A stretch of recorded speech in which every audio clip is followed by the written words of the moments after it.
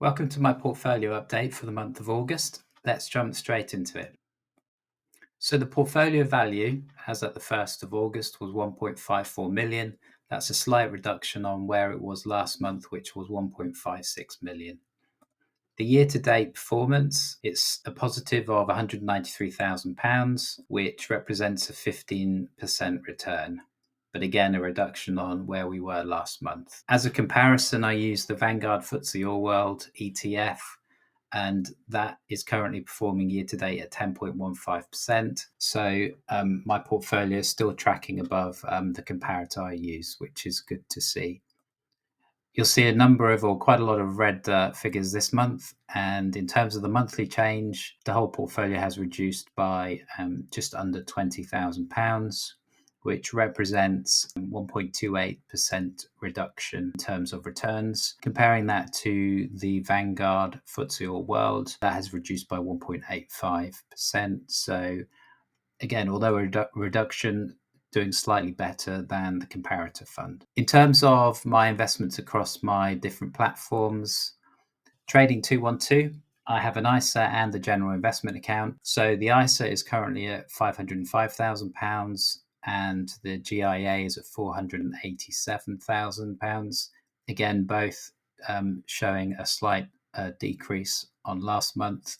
Year to date, figures are still positive. So the ISA is up just under £78,000, which reflects a 19% return. And the GIA is up just under £70,000, which reflects a 17% return. The monthly change, again, they will be in the red. So the ISA is down just over £2,000, which reflects a return of minus 0.45%. And the GIA is down £8,000, and that reflects a negative return of 1.65%. So the total value of the portfolio is £992,000, which represents a reduction on where my Trading 212 part of the portfolio was last month. Just a quick note that these figures, even a week ago, were significantly worse. So I've managed to see a slight uptick this last week. Otherwise, there would have been a lot more significant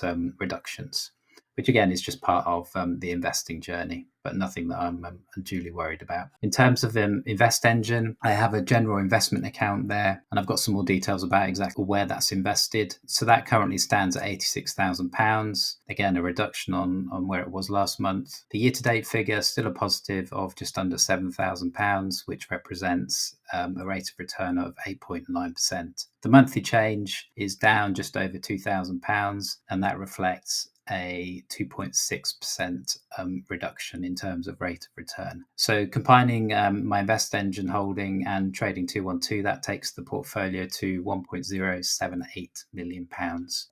Then I still hold some of my ISA or an ISA in Vanguard. I plan to move that across to Trading 212. I just haven't done that yet. So that sits at £18,000. Year to date, it's up £500, which represents a 3.1% return. Monthly change is down £400, which represents a reduction of 2%. So adding that in takes our total portfolio to 1.096 million.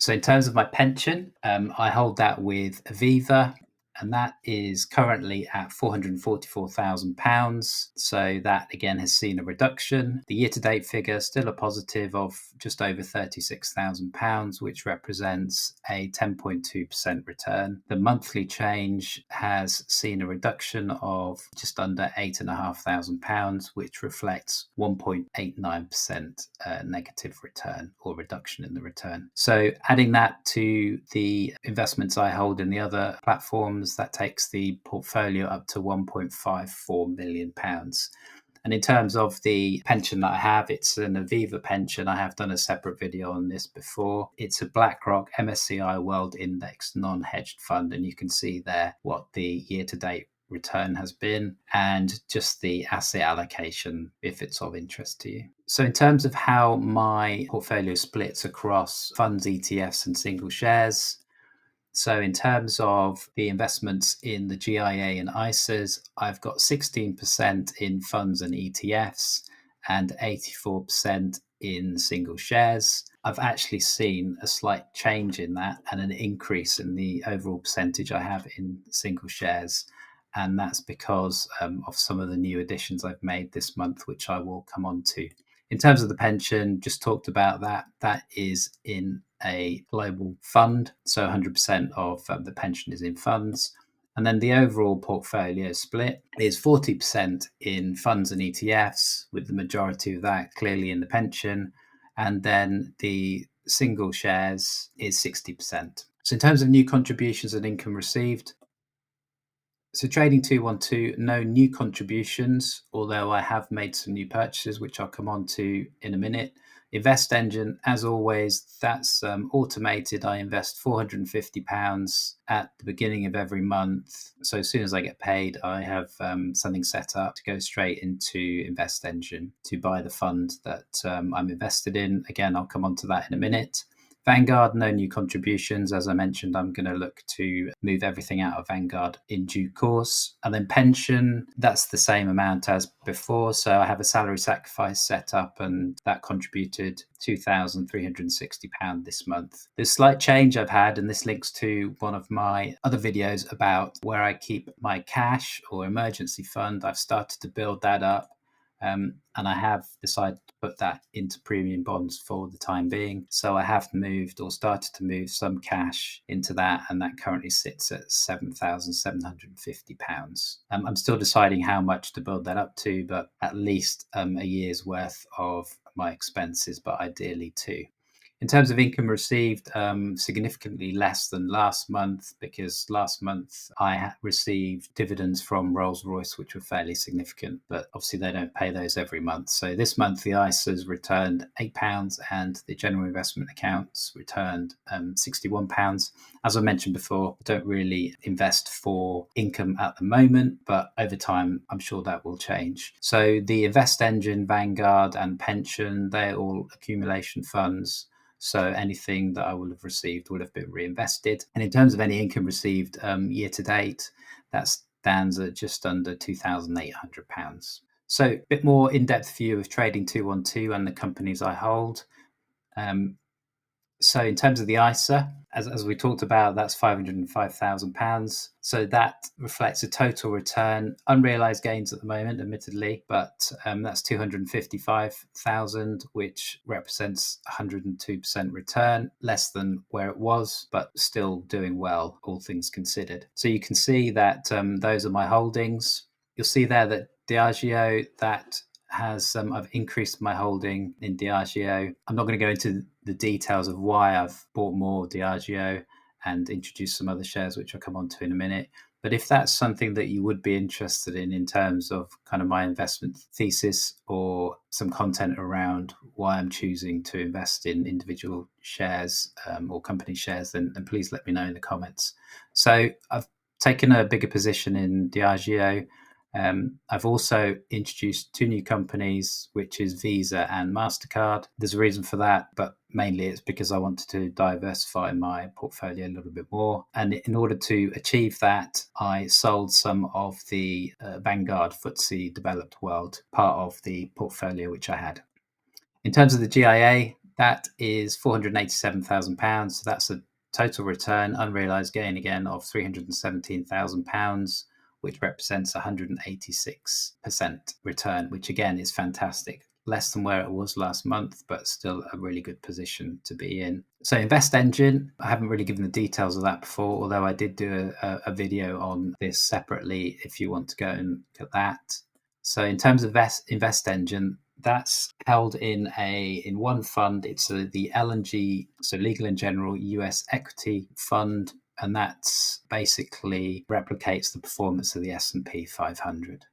On the right here, you can see the overall performance. So total contributions, I've contributed just under £59,000. And as I alluded to earlier, this is the investment platform where I have my automated £450 per month. And then you can see the chart there. The blue line is the automated payments. So again, you can see the consistent, steady investing.